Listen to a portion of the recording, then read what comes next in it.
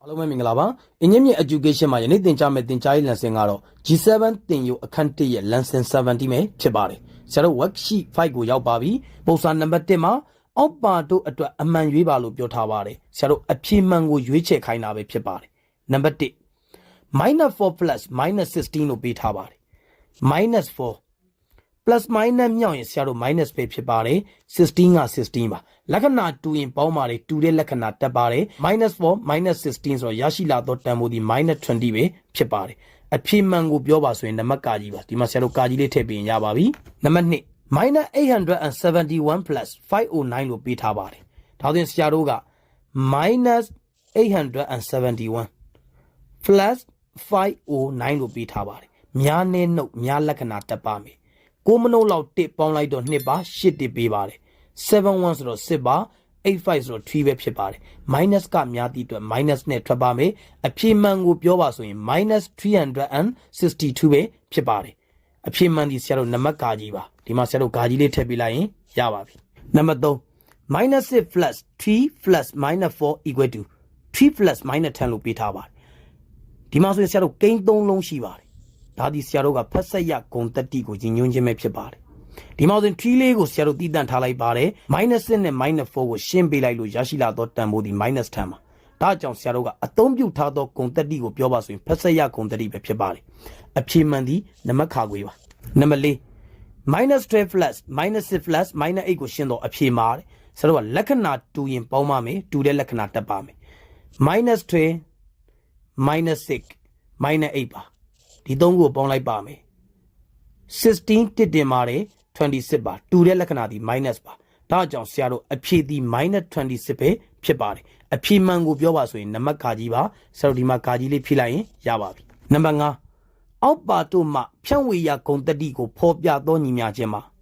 နံပါတ်ကာကြီးဒီဖလှယ်ထားတာပါနံပါတ်ခါခွေးဒီထပ်တူရပါနံပါတ်ခငယ်ဒီဖြန့်ဝေရပဲဖြစ်ပါတယ်ဒါကြောင့်အဖြေမှန်ကိုပြောပါဆိုရင်နံပါတ်ခငယ်ပဲဖြစ်ပါတယ်နံပါတ်6 -50 into 5 minus 2 equal to minus 250 plus ဘလန့်လို့ပေးထားပါတယ်ကိန်းနှန်းတွင်နဲ့ကွက်လက်၌ဖြစ်ဆွဲရမည်ကိန်းမှာဒီကွက်လက်ရဲ့နေရာမှာဖြစ်ဆွဲရမည်ကိန်းတန်ဖိုးကိုလိုချင်တာပဲဖြစ်ပါတယ်ကွက်လက်နေရာမှာဖြစ်ဆွဲရမည်ကိန်းကိုရဖို့ရအတွက်ပေးထားသောညီမျှခြင်းကိုဆရာတို့ဖြည့်ရှင်းပါမယ်ဆရာတို့ဒီဘလန့်လေးကိုလိုချင်တာပဲဖြစ်ပါတယ်ဆရာတို့လက်ဝဲဘက်ကိုရှင်းပါမယ် minus 50 ပါinto ပါ5 minus 2ဆိုရင်ဆရာတို့3ပဲဖြစ်ပါတယ် equal to minus 250 ပါ plus ပါနောက်ကဘလန်ပဲဖြစ်ပါတယ် minus 50နဲ့3နဲ့မြောက်ပါမယ်လက္ခဏာမတူမြောက်ရင် minus ပါ3 လီ15ပါ minus 150ပဲဖြစ်ပါတယ် equal to minus 250ပါ plus ပါနောက်ကဘလန်ပဲဖြစ်ပါတယ်ဆရာတို့လိုချင်တာဒီဘလန်ပါminus 250ညီမျှခြင်းရဲ့တစ်ဖက်ကိုရောက်ရင် plus 250ပဲဖြစ်ပါတယ်ဒါဆိုရင် minus 50 plus 250 equal to ဘလန်ပဲဖြစ်ပါတယ်ဆရာတို့ဖြည့်ရှင်းလိုက်ရင်ဆရာတို့လိုချင်တဲ့ဘလန်တန်ဖိုးကိုရရှိမှာပဲဖြစ်ပါတယ်250တဲ့ကနေ150ကိုနှုတ်မှာပဲဖြစ်ပါတယ်001မှာ plus ကများသည့်အတွက်အဖြေမှာ plus နဲ့ထွက်ပါမယ်ရရှိလာတော့တန်ဖိုးဒီ plus 100ပဲဖြစ်ပါတယ်ဒါကြောင့်ဆရာတို့ကဘလန်မှာထည့်ရမယ့်ကိန်းဒီ100ပဲဖြစ်ပါတယ်အဖြေမှန်ကိုပြောပါဆိုရင်ဆရာတို့နံပါတ်ကငယ်ပဲဖြစ်ပါတယ်ဆရာတို့ဒီမှာကငယ်လေးထည့်ပေးရင်ရပါပြီနံပါတ်9 -32 into 5 minus 82 into minus 5ကိုရှင်းလျင်အဖြေမှာပထမကိန်းတွဲပါဒုတိယကိန်းတွဲပါပထမကိန်းတွဲကိုမြှောက်လို့ရလာတော့တန်ဖိုးတွေကနေဒုတိယကိန်းတွဲကိုမြှောက်လို့ရလာတော့တန်ဖိုးကိုနှုတ်ပေးမယ်ဆိုရင်ဆရာတို့လိုချင်တဲ့တန်ဖိုးကိုရရှိမှာပဲဖြစ်ပါတယ်-32နဲ့5နဲ့မြှောက်လို့ရရှိလာတော့တန်ဖိုးဒီ -160 ပါ82နဲ့ -5 နဲ့မြှောက်လို့ရရှိလာတော့တန်ဖိုးဒီ -410 ပဲဖြစ်ပါတယ်ဆရာတို့ဆက်လက်ဖြည့်ရှင်းပါမယ်-160 minus နဲ့မြှောက်ရင် plus ပါ410ပဲဖြစ်ပါတယ်ဆရာတို့410လေးကနေ160ကိုနှုတ်ပေးပါမယ်0ပါ6မနှုတ်လောက်4တစ်ပေါင်းတော့5ပါ8တစ်ပေးပါ4တဲ့က2ကိုနှုတ်2ပဲဖြစ်ပါတယ်ရရှိလာတော့တန်ဖိုးဒီ250ဖြစ်ရပါမယ်အဖြေမှန်ကိုပြောပါဆိုရင်နံပါတ်ကကြီးပဲဖြစ်ပါတယ်ဆရာတို့ဒီမှာနံပါတ်ကကြီးလေးထည့်ပေးရင်ရပါပြီနံပါတ်8 210 into 3 plus 22 into -3ကိုရှင်းလျင်အဖြေမှာ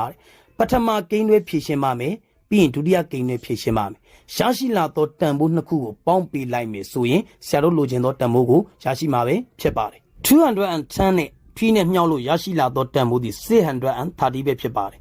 ဒီမှာဆရာတို့ plus ပါ plus minus မြောက်ရင် minus ပဲဖြစ်ပါတယ်22နဲ့3နဲ့မြောက်ရင်66ပဲဖြစ်ပါတယ်ဆရာတို့630တဲကနေ66ကိုနှုတ်ပေးမှာပဲဖြစ်ပါတယ်6မနှုတ်လောက်4 8တစ်ပေးပါခွန်မနှုတ်လောက်3ပေါင်းလိုက်တော့6ပါ8တစ်ပေးပါ6တစ်နှုတ်ရင်5ပဲဖြစ်ပါတယ်ရရှိလာသောတန်ဖိုးသည်564ပဲဖြစ်ရပါမယ်အဖြေမှန်ကိုပြောပါဆိုရင်နံပါတ်ခါခွေးပဲဖြစ်ပါတယ်ဆရာတို့ခါခွေးလေးထည့်ပေးရင်ရပါပြီနံပါတ်9 -2 into 3 into -5 equal to -2 into 3 into -5 လို့ပေးထားပါတယ်ရှင်းနှလုံးခွင်းခတ်နောက်ကလာဖတ်ဆက်ပါနောက်နှလုံးခွင်းခတ်ရှေ့ကလာဖတ်ဆက်ပါဆရာတို့ဒါသည်မြောက်ချင်းဖြစ်သည့်အတွက်အမြောက်ဖက်ဆက်ရဂုံတက်တိပဲဖြစ်ပါတယ်ဆရာတို့ဒီမှာဆိုရင်တော့သူကဖလေရဖြန့်ဝေရဖက်ဆက်ရထပ်တူရလို့ပဲပေးထားပါတယ်အဖြေမှန်ကိုပြောပါဆိုရင်နံပါတ်ခငယ်ပဲဖြစ်ပါတယ်ဆိုတော့ဒီမှာခငယ်လေးထည့်လိုက်ရင်ရပါပြီနံပါတ်10 -6 into -5 equal to -5 into -6 လို့ပေးထားပါတယ်အသုံးပြုထားသောဂုံတက်တိကိုဖြည့်ခိုင်းတာပဲဖြစ်ပါတယ်ဒါဒီဆရာတို့နေရာချင်းဖလေထားတာပဲဖြစ်ပါတယ်ဒါဒီဖလေရဂုံတက်တိပါအဖြေမှန်ကိုပြောပါဆိုရင်နံပါတ်ကကြီးပဲဖြစ်ပါတယ်ယနေ့သင်ကြားပေးခဲ့တဲ့ပု္ပ္ပစာနံပါတ်1ရဲ့ရှင်းလင်းချက်ကိုနားလည်လိမ့်မယ်လို့ထင်ပါတယ်အားလုံးကိုကျေးဇူးတင်ပါတယ်ရှင်လန်းချမ်းမြေ့ကြပါစေဗျာ